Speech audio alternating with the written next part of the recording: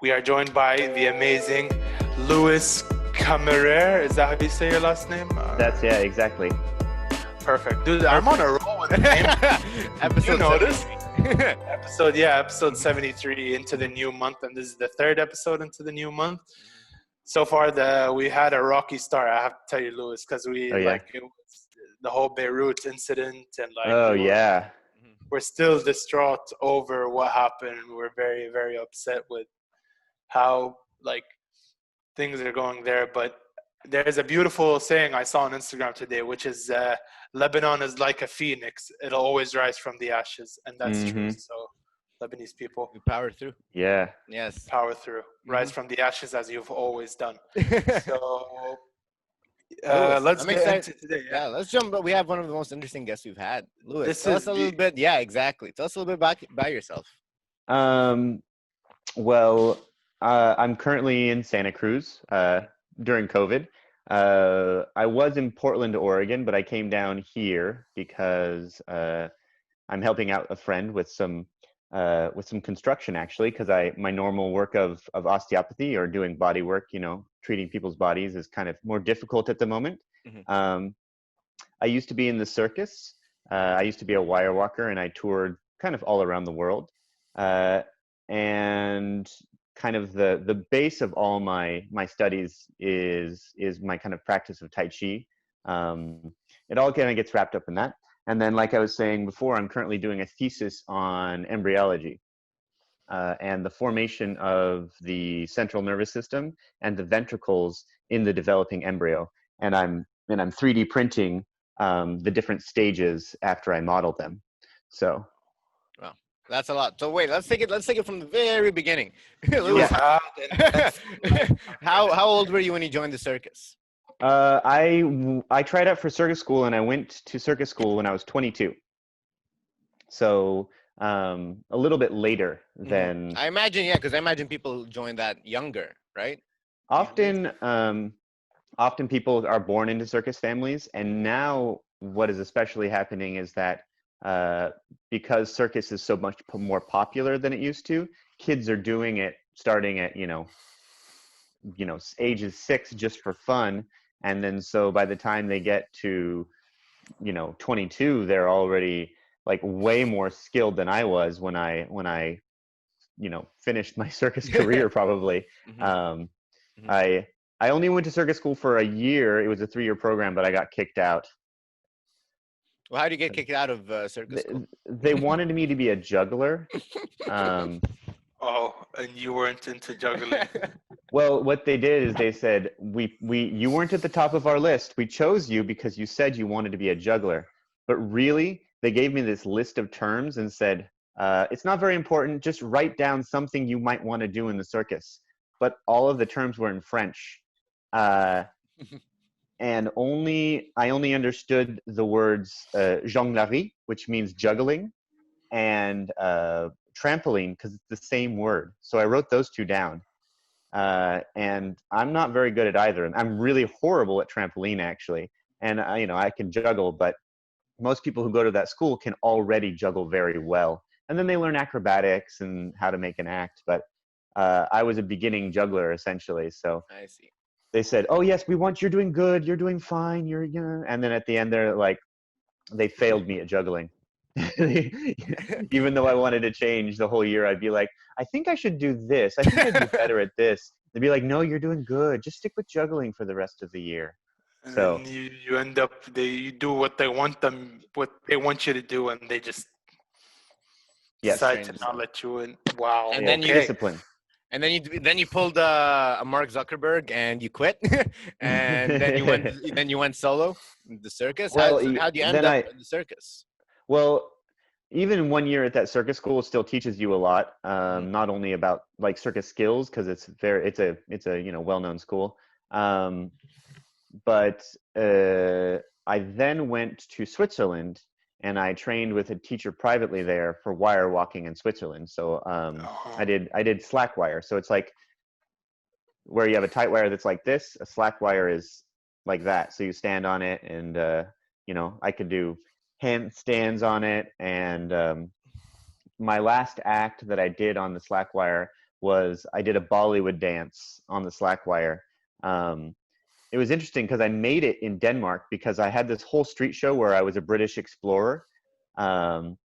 With different things I would do. I would set up my wire, and sometimes I'd have like inflatable alligators underneath, and I would have a whip cracking act and stuff like that.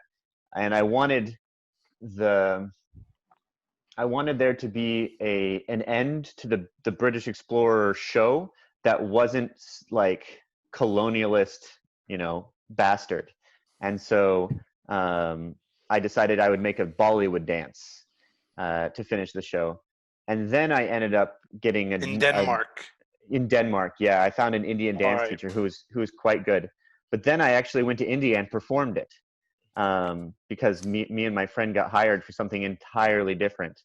We got hired to do this bungee trapeze act that we basically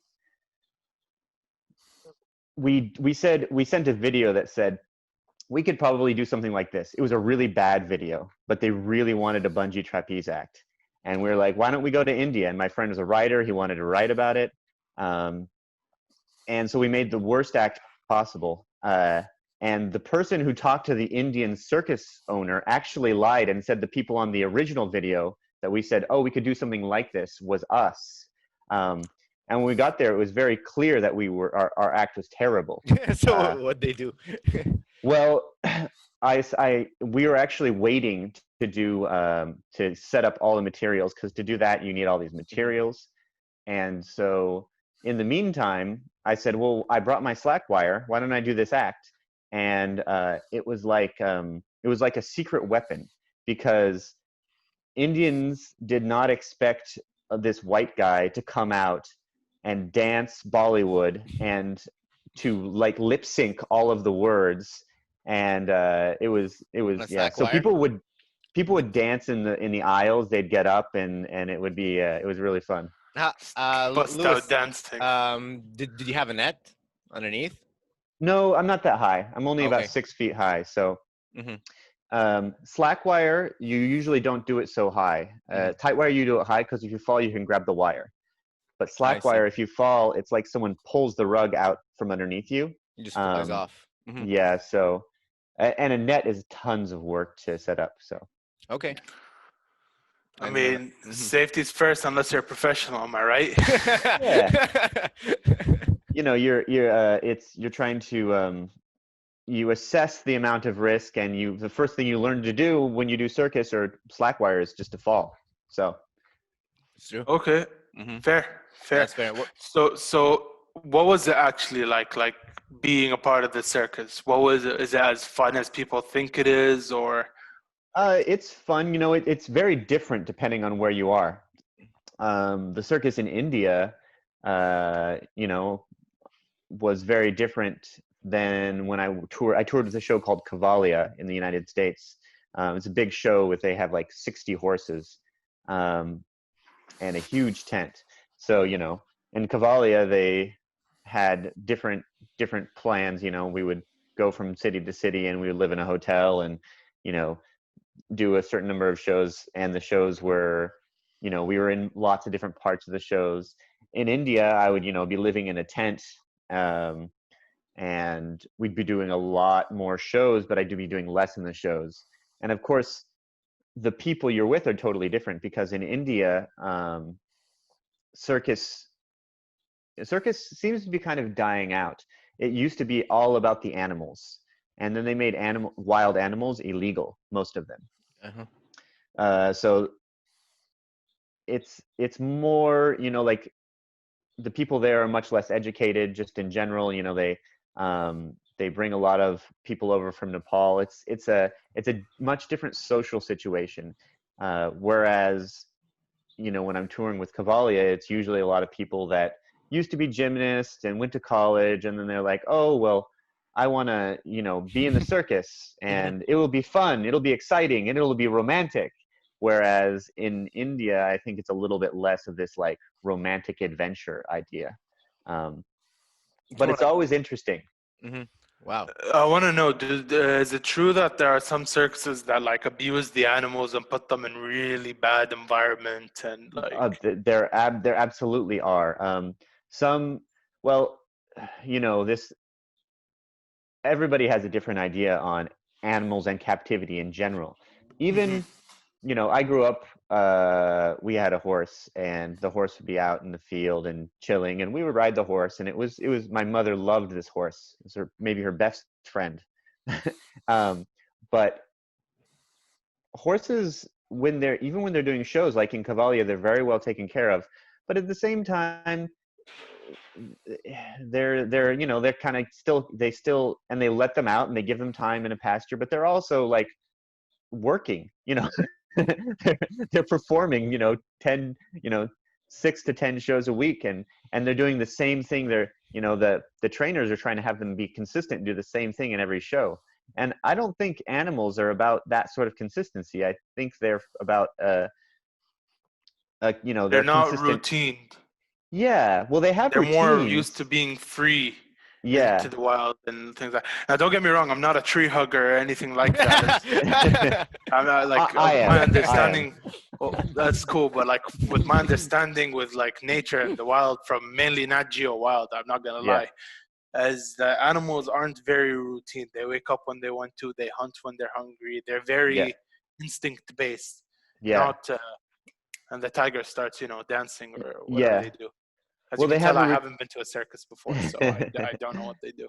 Yeah, well, the routine is dependent on the external environment. It's dependent on like, oh, well, this is the time to hunt. Like, this is the time to sleep. Like, this is, like, this is the time to do this. Oh, it's this time of the year. This is the time to have babies. It's not based on, oh, well, there's a bunch of people waiting in their seats and they've paid money, and so you better go out and do a trick for them. It's like a different thing. So the circuses, some of the circuses I worked for treated their animals like very nicely, like really like took such good care of them. One circus I worked for, they seemed to be very nice to their animals, but then I saw them training the animals and they were not nice at all. So, and in that circus, I actually got attacked by an elephant. What is it like being attacked by an elephant? It's forceful. Let me guess, it hurts. Like, what are you expecting? I have no clue. It's an elephant. How big an elephant is? What is it like? Yeah, what's it like? Yeah, well, to me, it was surprising because they had been like, oh, you see that elephant there? That's the dangerous elephant. Be careful not to get too close to that elephant. So we're all, in the beginning of this circus, they would do a parade. And they're basically showing everybody like what there is. They're like, oh, look, we've got elephants. Like, this is in India. Oh, look, we've got the white people were kind of like attractions. Like, we were kind of like, they couldn't use tigers anymore. British man. And so they would say, there's like, a white man. They'd both, we've got artists from America and Britain. Exactly. So we all do look, oh, we've got girls, we've got, acrobats, like, so we all walk around, and the animals walk around, and then we're all walking out, and I'm looking at the dangerous elephant, and then I look forward, and this elephant just basically turned 90 degrees and just smashed me with her trunk. Getting hit by the trunk didn't hurt so much, but I hit my head on a metal beam behind, so that kind of hurt. And then I had a friend who said, afterwards, he said, Lewis, I went up to go try to save you. I ran up in front of the elephant, and then I saw the elephant, and then I ran away because those things are huge. But the elephant handlers, they got hold of the elephant pretty quick, so it didn't stomp me. That would have been the really painful part. The trunk wasn't so bad, so. I mean, he didn't stick you with a pointy end or anything, so that's good, I'm guessing. Exactly. So, good for you, I mean, you got a story out of it, hey? I got a good story out of it. Got hit by an elephant before. I can't name any other person who ever got, attacked by an elephant. But it happens. Oh wait, so does it happen? Do people get like attacked? Attacked by the Well, people get attacked by elephants all the time, like in India and stuff like that. Yeah. Wow. And then like every show? Oh no, not in the circus every show. I'm just talking about in general. Like, because people use elephants for all sorts of things. It's getting more and more like against the law, but people ride elephants and elephants are around, they're in the But wild what's and against the law? Like the use of elephants? Yeah, I don't know exactly what the deal is. So basically they're like lions, tigers, that sort of thing, illegal in the Indian circus. Elephants, it's kind of a gray spot. You can't have new elephants, but if you already have elephants, you can keep them. But anytime there's a loophole like that, people will exploit it, and they'd be like, "Oh, we've had this elephant for a long time. Look, we've have some official documents that we faked." I don't know. Like, I think that was the rule. I'm not exactly sure, but elephants were a kind of a halfway. There's a traditional Indian circus act where they throw a soccer ball towards the elephant, and the elephant hits it with a cricket bat, and it's pretty good. Dude, by the way, elephants are like among the smartest animals in the world. Very intelligent. Did you watch that one video of an elephant painting a flower? Yeah, I have seen that. Yeah, I think it's in Thailand, right? Let me pull it up. I guess so. Yeah, but like it was a really cute thing, and this elephant was basically like painting this flower. Here, let me find the elephant paint. I've seen Dumbo. Elephants are pretty smart. They're pretty smart. What? Yeah. Seen Dumbo. Ellie, oh my god. Here, okay. So yeah, it was in Thailand. You're right. This is the video. In Thailand, they really take care of the captive elephants. Share computer sound. There we go.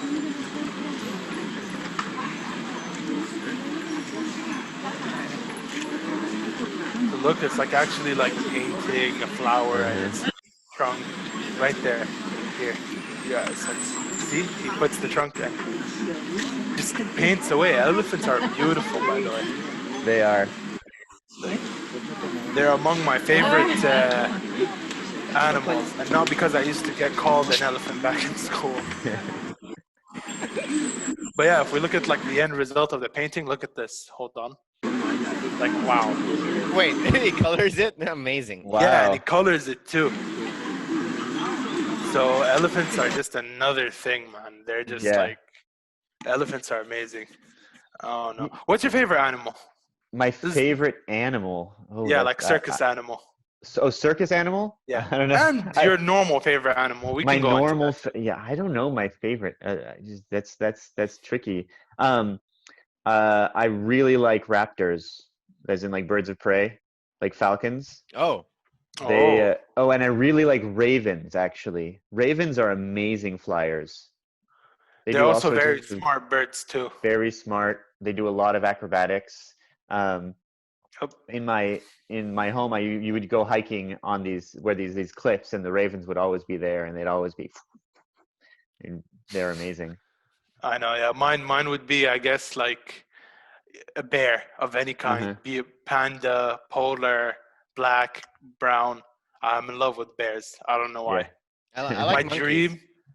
I mean, monkeys too. Monkeys are pretty cool. Did they have monkeys in the circus, by the way?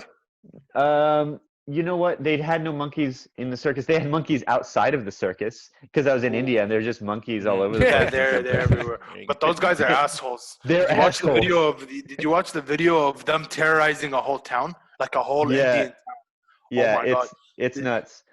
It's crazy. Ellie, a bunch of monkeys terrorized like a whole Indian town. I think it was Indian or in Nepal. I'm not sure. Yeah. But like, monkeys are assholes, except for the baby ones. I aim to one day have one as a pet. I don't know. Do you know which one I'm talking about? The finger long ones. Oh, little? Yeah, the baby ones. Like here. Let me show you. The finger monkeys. I had a friend who owned a monkey. His dad said, "We're going to move to Indonesia," and then he said, "Okay, I'll move if I have a monkey." This is it. So he got a monkey. Yeah, he got a monkey. Yeah, your friend is smart, but this is what I one day want to own. It's like a little baby, that's like tiny. It's super cute too, man. Imagine just having him, just like putting him on my shoulder and shit. Like I don't know. Yeah. The only reason I don't have one is because I'm scared my family gets super upset for me bringing a monkey into the house. It's like, they already have my younger brother, but you know. Oh my god, I assume they're very smelly and messy. Oh, you know, they're an animal, so Yeah. Mm-hmm. you know, I don't know. It's true. I like animals, but I never kept many pets because it's hard to travel with them. It's true. Do you travel all the time when you were with the circus, or were you just in the States and then you just went to India? No, I performed. Actually, I didn't perform much in the States until later. I performed a lot in Europe, and then in India. And bears, you know how agile bears are? I went to, when I was in China studying Tai Chi, the Tai Chi was in this, it was in a park. And in the park, they had this little zoo. And they would have performances with the animals. And bears, again, I don't think this is actually a good thing, but it's just amazing that to see that a bear could do like ride a bike and like twirl a stick at the same time. Wow. Psycho? Yeah, just a regular bike. But they could do handstands on a rollabola. You know, these boards that wobble. They could do a handstand on that. They're bears, and you're like, you think bears are like, but they really are very agile. So there's hope for someone like me to join the circus. Yeah. You just got to start riding a bike with no hands and twirling, and you know. Just should I be in a bear suit, or should I just? I don't know. I think you should use some hair growth like hormones, so you just get hairy all over. Okay. So you went to China to learn Tai Chi? Yeah. Well, actually, my main teacher is in the United States. Mm-hmm. But at one point, I went to China to study with another person that my friends had trained with as well. Yeah. Yeah. Actually, I went there twice. So Tai Chi, is it a martial art? Is it meditation? What is it? Yeah, it's both. You know, originally it was a martial art, and it was kind of one of the more elite martial arts in China. I think the idea was that a lot of the people learned, like the basic soldiers learned like, you know, normal martial arts, and then the bodyguards learned more the internal martial arts. So Tai Chi we call it an internal martial art, and the barrier, the border between internal and external is not very clear, really. But well, what makes internal? That's my question. Yeah, well, it depends on who you ask. But internal, this is my understanding. This is not how everybody might understand it. But internal is another way to say unseen. So it's about, like, external, you're like, you see my fist and it hits, right? Internal, you're trying to do things that are inside your body that are unseen, that are more there's a different feeling to them. So it's less about how it looks and more about how it feels. How it feels, but also there's a way of kind of matching that with thought and mind. You want the body to work in a way that is more like a natural system than a straight line. So like normally you would jump over something. Like you would think that the fastest way to, or the best way to hit somebody is to go from here to here, like just to straight punch them. But the best way might be there, and then to have a lot of different internal movements here and let it build up, and then finally let it hit, because it's indirect. That's another part of the in scene. It's not 1-2. It's like, you know, maybe here, and then something turns in there, and then it goes, and then maybe I come here, and it's a different way of approaching that's more around and through things as opposed to surface to surface. I don't know how much that makes sense, but it's a lot about relaxation. So you're trying to use, you know, more of the body. So instead of just using your arm muscles, more of your body would be using like, oh, your arm and your chest muscles, and then your legs, and then the deeper muscles. And the way all those muscles come together is not in a straight line, and it's not how we think. I think that's the main thing, is that when we think about movement, we think we know what a movement is. But in an internal martial art, we have to accept that we don't know what the movement is.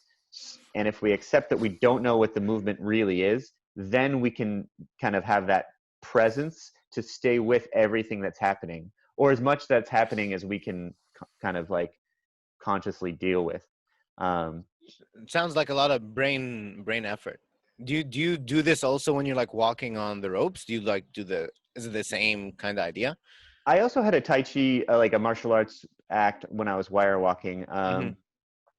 It's, you know, again, when we say internal, it means that it's a way of being that you can apply many places, that the external form it can change when the internal is still kind of doing the same patterns. So I would use it on my wire. You know, a lot of it is, you know, we often use like driving a car. You know, you're doing a lot of different things at once. And when you first try to drive a car, you're like, you go left and right, and you're like, oh, and there's a clutch and there's a gas and there's all these things. And eventually it's super easy. And if you think about it, you can't do it. So the same way, it was one day my martial arts teacher was like, oh yeah, but you don't need to balance on the wire.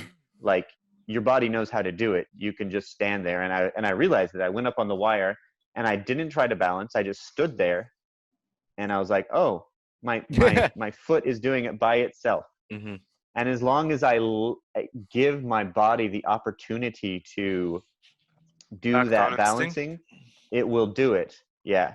Because the slack wire, what happens on the slack wire is, on a tight wire, you're balancing with your hands. You're trying to keep your body straight, balancing with your hands. And a slack wire, you're actually balancing with your foot. So the foot's actually moving back and forth to keep the wire under you. That's the difference. Well, it's the cooler wire walk. I like that more than tight wires. Slack wires are cooler. More down to earth. It is. It's like more was like. Was that a pun? Yes, it was. Why do you have a skeleton in your living room, Louis? Oh, it's because when I teach movement, I explain things, you know, like. Yeah, can you show us? Give us an example. Well, I work a lot with or this foot is probably more clear, actually. So I do this one thing, it's called anatomy in motion. This guy, Gary Ward, he really looked at the whole body and especially the foot in really, really amazing detail. And one of the things they say is, you know, your hip is not your pelvis. Because usually when you tell somebody to move their hip, which is, you know, the hip is the femur in the Jataka right here, and this is the pelvis. Often when you tell people to move their hip, they'll move their whole pelvis. And you see the change between the femur and the iliac, these two bones right here, doesn't actually change at all. It just goes like this. And so the ability to actually teach someone that when they move their pelvis, it's moving the surgical neck of the. Exactly. But if they actually are able to open this joint, then it has a big effect. So a lot of people, when they move. Which joint exactly? Oh, the coxofemoral joint. Cool. Right there. So we can do this with any joint. The feet often really don't move, and people have all sorts of ideas about the feet. But you know, when I want to be able to teach that, you want these two phases of the movement, where the foot flattens and like opens, and one where the foot takes the higher arch, because this is the place where you actually stretch the ligaments, and this is the place where the ligaments actually can contract, or the muscles contract, right? Sorry, not the ligaments so much, the muscles and the tendons. It's So both muscles and the ligaments. It's one and yeah, all, pretty yeah. much. But most people, when their foot doesn't move, so with something like this, I can say like, oh, you see, when you go like this, there's actually some gapping that happens between the different bones, and that actually has the ability to lengthen. As opposed to, let's say that their foot isn't moving. I say you're going down like this, and you're just rolling over your foot, and it's not actually moving. So that's why the skeleton's really easy, because then I can say like, oh, look, you want to turn your hand, and then let your forearm follow after, not turn them at the same time. Or, hey, look, there's two bones here, whatever. It's very useful explaining those things. Amazing. All right. Yeah. So that's the use of your skeletal figure. It's Yeah. basically to teach movement and yeah. So tell us a little bit about osteopathy. You're an Osteopathy. Yeah, you're studying about. So you're gonna be an osteopathologist, am I right? Not a pathologist. So osteopathy, it's kind of an interesting word because it's actually a way of manual therapy. So it's a way of kind of like Like massage, but physiotherapy, would you say? it's similar to physiotherapy, but it's Okay. it's a little bit more like a very, very gentle chiropractor. Mm-hmm. So Oh. they do, sometimes things pop, but it's not really the goal. The goal is always to restore movement. And we try to be holistic, which means that we try to find the thing to help that will be the most useful in the whole system.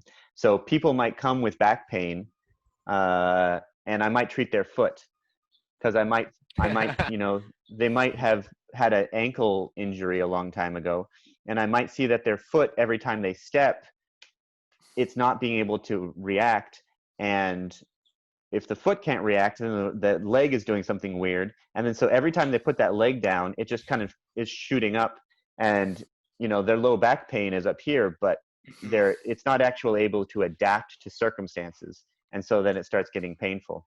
It's like a little domino effect starting at the foot, going all the way to the Exactly. lower Yeah. back. Yeah. Interesting. And so it could be the foot, it could be something up in the head. Osteopathy also does like visceral manipulation. So, like the intestines, the mesentery of the intestines attaches to the lumbar spine. So I might work on the intestines, like maybe someone had surgery to remove their appendix. And so everything is kind of jammed in there. And so that's what I work, So It's more like natural medicine, yeah, kind it of. is exactly. It's natural Yeah. medicine. Interesting. The tricky thing is that I was trained in Canada, and so the rest of Europe and Canada, the rest of the world, osteopaths, they just mostly use their hands. But the United States, where osteopathy is from, the osteopaths fought very hard for their rights, and then they became equal to doctors. So here, I'm not an osteopathic physician, which is what in the United States we have, because and your cardiologist here could be a DO, a doctor of osteopathy. So Interesting. So, since we're going into medicine, what do you think about the whole like Chinese medicine and the whole like unlocking pressure points and all that? I don't know if you've heard of this or not. well, I'm working with some people, helping developing some things for Chinese medicine. Chinese medicine has been around a long time, and so it's really huge. Like, as in, there's so many different styles of it. There's like Japanese acupuncture, there's more Chinese styles, there's all of those things. Cupping and all that stuff. Cupping, yeah. I think that they can all be used intelligently. I think a lot of uh, a lot of people's like difficulties, I think, come from holding patterns, and being stuck in those patterns, and having things, not being able. And a pattern is also, just like I was showing with the hip, this thing never opens. This joint never opens. It's always stuck together. So all the blood and stuff just will get pooled there because there's no actual pumping of the the articulation. So I think that a lot of like therapies is just to get the person relaxed enough to to let some of that go in general. So I think that a lot of it ends up being that. I think that there's people who are especially good who can really find source of the issue, and that's in osteopathy or massage, and Chinese medicine is the same. So I'm working with a guy who's translating. It's been translated, but you always can look at it over and over. The oldest book of Chinese medicine that's around. I'm looking at it from an entirely different point of view. So he looks at he's actually an MD. His name's Ed Neal, and he has the Xinling Institute, and he teaches acupuncturists mostly about his techniques, and his techniques are much more they're less energetic in that kind of pure sense. Like he'll really find the blockage down, and he'll take the needle and he'll really go down until he finds the blockage and really like open it up. And I think that stuff's very effective, especially for things like scars and things like this that are, like, you're in med school. If someone gets a scar, an adhesion or something like that, and you open them up again, it's not a great idea. Sometimes you have to do it, but the adhesion is probably going to reform because they're getting another surgery. So I think especially for things like that, it's really effective to be able to use needles and to kind of, it's kind of like a especially vigorous, opening up of this little area, but without having to go through that whole procedure. So I think there's a lot of good stuff in Chinese medicine. A lot of people now can't get access to any of that, right? Because of COVID. So exactly, yeah. A lot of people, do you think, are like getting more stressed out, or like what are the negative connotations of not having their therapy? Yeah, well, I'm definitely getting messages from my patients as being like, "Hey, are you treating again?" I think with COVID, there's a difficulty with that for sure. People are starting up again. I moved from my town, so I haven't restarted, and it's always this balance. Like people need to live, people need to eat, and then at the other hand, you can wear masks, but you definitely won't be social distancing when you're touching people. So it's tricky, but people are having a difficulty finding that sort of therapy right now with COVID for sure. It's not just that. I think it's also to do with patient compliance in a way. I mean, you can ask them to stay at home for 2 weeks, but you won't really have evidence or proof that they have stayed at home for 2 weeks prior to coming to therapy. So that's also risky at your end because you don't know. And there's not like, so I don't know. And if you are treating at-risk patients? That's also another issue. That's true. But do you see yourself going back into work anytime soon, or are you just gonna ride it out and wait for the whole thing to just die out and then jump right back in? Who knows what this dying out will look like? Really. I mean, that's also very true. No, I agree with you. That's very true. We don't know. I do plan on going back to work at some point. I have no idea. Like maybe I'll go. Like maybe I'll move to some place where COVID rates are really low. Like maybe I'll move to Germany. Who knows? I mean, Jordan is always positive. They zeroed out their cases. Oh, really? To Jordan. Yeah, they have. Good. It's been like a while since life has been back to normal there. Wow. Jordan got it together. Amazing. They did, which is like good which stuff. Which probably means they won't let me in. No, they will. It's just that you need to stay in quarantine for like 2 weeks, and you have to pay for the quarantine because it's in a hotel. Yeah. What about go back. Tell us about circuses, because I'm sure also all the circuses are done. Yeah, you've probably seen the news, but the U.S. is a little bit confused about what to do. Some places are staying pretty locked up. Some places are like just going back to everything. So, like Florida's going to do its thing always. I mean, and so, but then inside Florida, Miami is being more careful. So, but yeah, I have a lot of friends who are performers, musicians, and circus artists, and they're all, they're all trying to figure out the world. A lot of them are, going to doing different things online or doing Patreon, like developing that sort of online. Same thing with therapists. A lot of therapists are doing online trainings, which can also be a good way of doing things, especially if you're good with movement. But yeah, the circuses are definitely restructuring. Even in Germany, I had some friends, they posted a picture. They redid their whole show. So everybody is always 6 feet apart. They're wearing masks backstage. The audience members are spaced out. Like, Wow. which I thought was pretty amazing. Like, cool. that they would actually go to all that trouble just to trouble, make yeah. sure everyone's safe, but it's worth it. Like in the end, they're still getting their show. Audience Yeah. are still enjoying the circus, Yeah. and everyone stays safe and goes home, safe. So why not? But the thing is, if you try to implement this in the United States, It won't happen. Oh no. they're already protesting about. Did you hear about this? They're protesting about the masks and how it's an infringement on their rights and freedom. And well, they did it for a long time, and I mean, I don't know if you're aware of you're in LA, you're aware of everything that's going on in the US. Oh yes. Like I'm from Portland. So there's all sorts of protests and everything that's going on. There's a lot of frustration and anger right now. All around the world. Yeah. All around the world. People in Germany were protesting about having masks too, which I thought was funny because I'm like, you guys kept your cases down, like, but there's people that will do that everywhere. I mean, not in Kuwait, thank God. People here are, a little bit like aware of the situation. Yeah.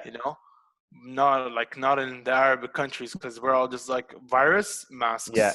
Yeah.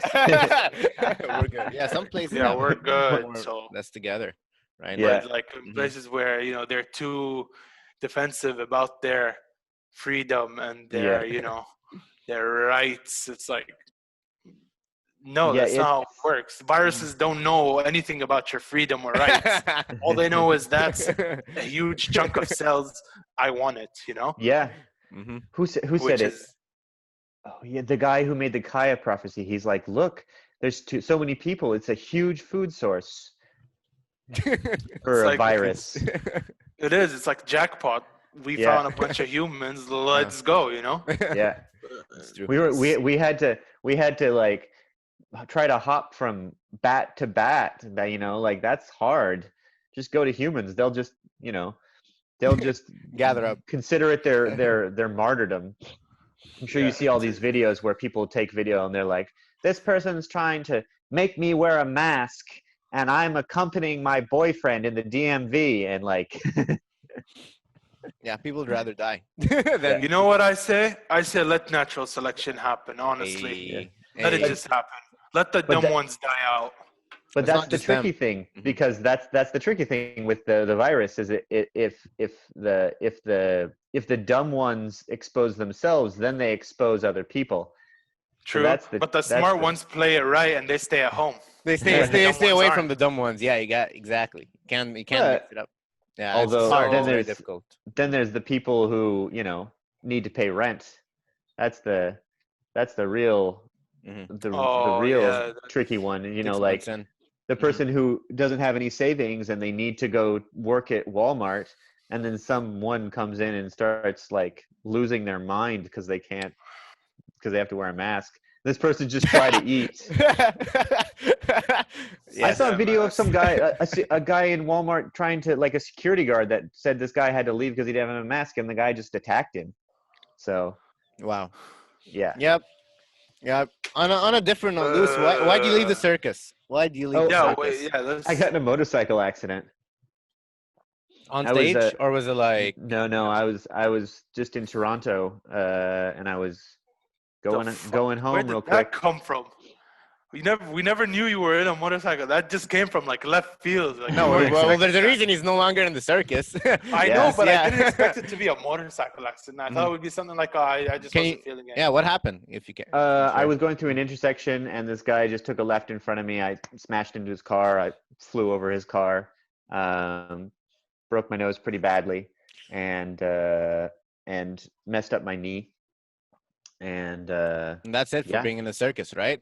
Like, if you lose your yeah. knee, I can mean, you? like I had a surgery on my knee, and because I tore the ACL, PCL, LCL, and posterior lateral corner, so it was a big What did you multi-ligament tear. What did you leave? What's left? My MCL was left. My MCL Okay, was still thank God. fine. Something was. That's no, it's not funny. I'm sorry. Like, No, I'm so, no, Well, I'm you know, like, yeah. I'm things just like happen. surprised. Retrospect, Like, things happen. wow. Mhm. Yeah, It's good that you redirected and like you were able to like continue yeah, where you're yeah. at now. No, that. yeah. Well, I was already thinking. Actually, there's another way of kind of manual therapy called Rolfing, and I was actually riding back to my apartment to get a paper I had to fax. Okay. And then when I was on the ground, and people told me not to move, so I was just laying there. But I got my phone out. I gave them my phone. I told them my mother's number. I said, call my mom. And then the woman from this other massage school called back, and the people answered. They're like, oh, I'm sorry, he's on the ground. He's just been hit by a motorcycle. Can you call his mother? Listen, word of advice: if you ever get into an accident, don't call your mom. Call either your dad or your friends, because moms will always like. Look what happened. Yeah. Like, oh my God! Ah! They start running and like, the word of advice, like, call your mom when you're safe in the hospital. Yeah. This is what Yeah. happened. Because then. So, but yeah. Are you okay though? You're fine now. There's no lasting impressions from that day. Yeah. Like, I mean, my knee works quite well. I can Okay. still do things. It doesn't bend quite as far as it used to because of the nature of the posterior cruciate ligament reconstruction, just because the original kind of has this fan, and of course they just kind of take it and put it in a hole and kind of screw it in. So True. But yeah, my surgeon was really great. It took a really long time to get surgery, actually, because I was in Canada and the surgeon in Toronto was supposed to do it, but I kept waiting, and then I tried in some other surgeons, and then it was weird. I wasn't sure exactly what was going on, and so then I just went and got it done in the US. My surgeon, he's the best. So that's great. It's good to hear that you're okay, and That's good. at least you can still walk. Like, people came out of like accidents and they never walked again. So thank God you can still walk at least, which is still Oh yeah, walk, run. So, I can run up a mountain. Perfect. Well, no, that's Perfect. awesome, actually. Yeah. So after that happened, you were like, I can't do circus stuff anymore. I need to find something else to do. Or you're already doing Tai Chi and already. Yeah. So I went back and saw an osteopath that I had never seen this osteopath before. I'd seen one before that when I was in circus school, and for my back. And actually, she looked at me and she's like, started working on my feet, and I was like, oh, it was my back that hurts. And she's like, yeah, shut up. Just let me do my thing. Yeah. And I had seen acupuncturists and other people before that, and it still hurt. And I saw her twice, and it just disappeared. So I figured there was something there. So then 10 years later, I got in this accident. I saw another osteopath, and that was an entirely different experience. And I'm like, okay, I have to study osteopathy. I was like, should I do the longer osteopathy school, or should I do the shorter Rolfing, structural integration school? But then this woman, she just basically like holds my head, and it feels like all the blood in my entire skull is just being sucked back into the back of my head. It was a super intense experience. And very just the experience was amazing. So I was like, oh, well, I guess I have to do this, because it's so there's so much there. By rubbing your feet you got like a head rush or? No, she was holding my head. Okay. She was It's holding his it's head, a and it's a something very happened. like it's a very kind of subtle kind of osteopathy. That's a lot of osteopathy is very very gentle. The idea being that if something is here and we want it here, then one way of doing it is saying, okay, well, let's shove it back into place. But probably there was an injury that made the body place it there for something. Like the whole tension of the body has placed it over here. There's also probably something in the body that wants it to be back there. But if you just push it, then the thing that placed it over here in the first place often doesn't work. So if you take this one and being like, oh, where does it actually want to go? What can we do to really make the ligaments and the muscles and everything around it really balance out? So you take this and you put it in the most comfortable place, maybe where it's kind of trying to go. And then often it gets drawn back. So this is an extension of that, but she was more gentle than that. Like she's just, the only way I have to explain it is there's something having to do with actual perception and waiting and just really placing things very, very gently and really having an interaction with them. So But what kind of helped a people lot. see the osteopathist? Is it just like regular people with minor injuries, or like people who have like chronic pain? Oh yeah, Mhm.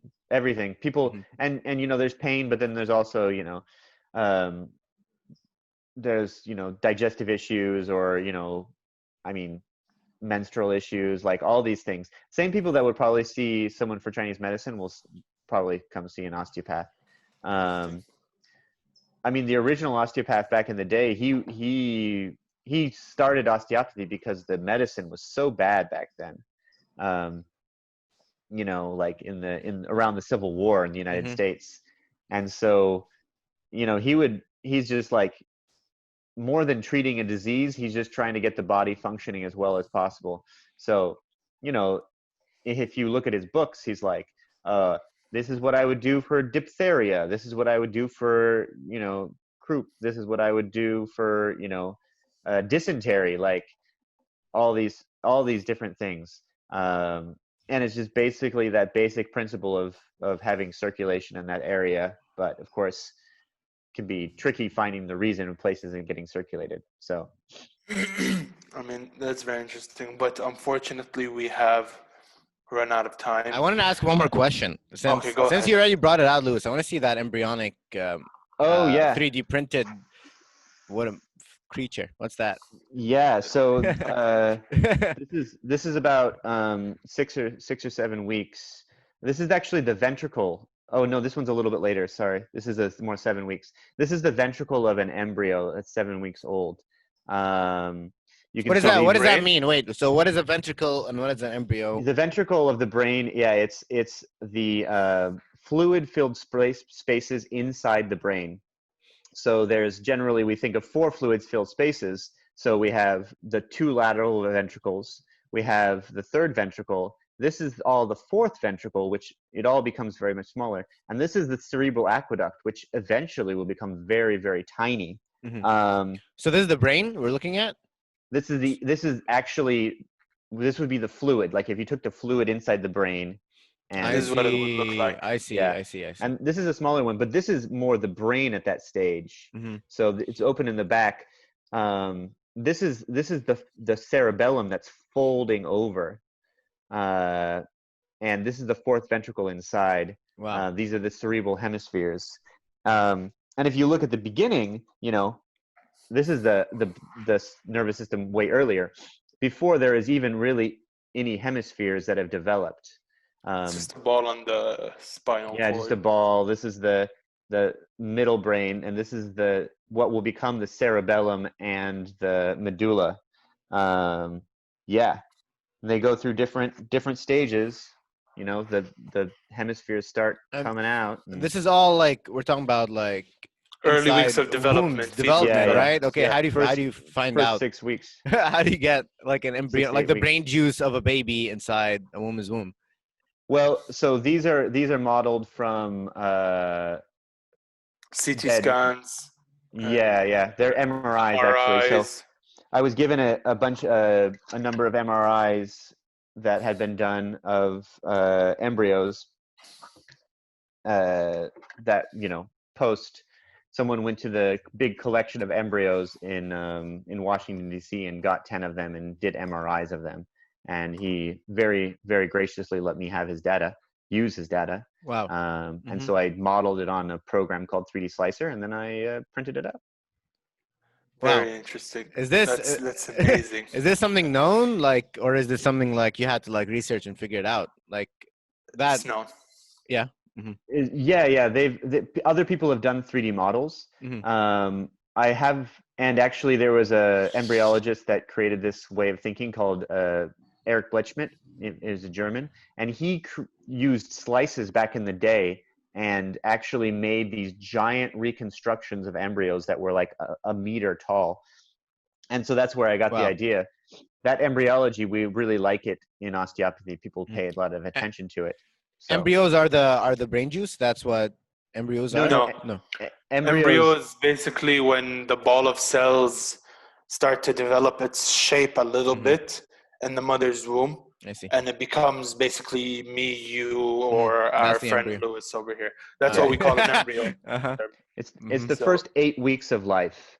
After that, we call it a fetus, because after the first 8 weeks, almost everything is actually there. It's just being a little bit, it's growing bigger and it's getting more and more complex. Yeah. But the pieces are all there. But you see here, if you look at this, which is just the brain, the pieces aren't all there yet of what we would call a brain. Compared to what we know a brain looks like today. Yeah, exactly. I mean, the pieces are all there. But then here, if you look here, we can see most of what's in a brain. We can see the hemispheres, we can see the cerebellum, we can see the brainstem, all that stuff. Which is, so all the best in your studies. I wish you your journeys, keep it up. Yeah. In your journeys, we'd love to see how your story furthers and progresses. And, we'll definitely stay in touch with you. This was the fun episode. I enjoyed this. Amazing. Yeah. This was a lot of fun. Me too. Yeah. If you have reached this part of the episode and you're still watching, go ahead and subscribe. Lewis, do you have anything you want to say? Anything you want to shout out? Instagram, Facebook? Well, actually, the thing I would shout out, I should have done this way earlier. My friend that I'm helping around here, he is doing Posnick training. So he used to be Amir Khan's personal trainer, this Bollywood star, right? Oh, wow. The biggest Bollywood star. Exactly. So he's making a fitness channel, and I'm helping him out by actually helping him out with the fitness channel. I'm taking care of his little girl and helping him with his house. And it's really kind of getting big, and he's got excellent physical training advice. So Posnick training, Posnick training, POZNIC training. He's on Instagram and YouTube. All right. Amazing. We'll put all the links to his description down below. If you guys want to check it out, please do. This has been fun. It has been fun. Love it. And I don't know if you've watched any of our episodes before, but this is generally how we sign out. Oh, there we go. Salute to cover the camp. Peace.